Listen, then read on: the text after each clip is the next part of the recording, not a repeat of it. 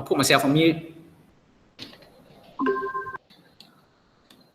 So when you go into a question, you scroll down, and then it says your group name, and then it says cars.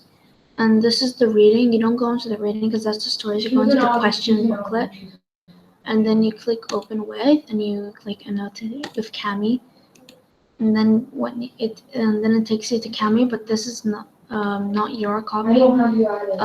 So you're gonna have to make a new copy, and then it'll take you. So, for example, here it says create a copy, and then you got your copy, and you can draw on it. So today you're doing benchmark 2.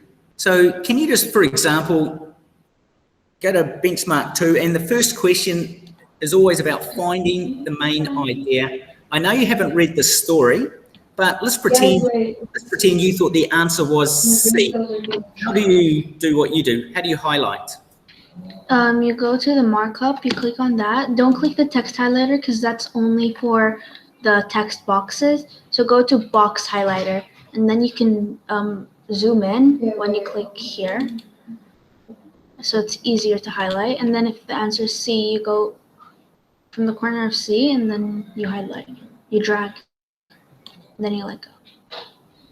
Brilliant. Thank you very much, Sheikha, for doing that. Is there any other tips you'd advise anyone, or how do you save it? Does it automatically save, or what do you do if you were saving it? It does save automatically. And if you want to share with anyone, you can click here, share document.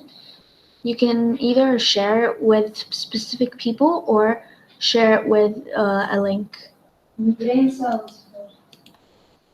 it saves automatically. Awesome. Thanks very much, Sheikha, for that. Has anyone got any questions for Sheikha to do with this? Sorry, I can't actually see the hands, but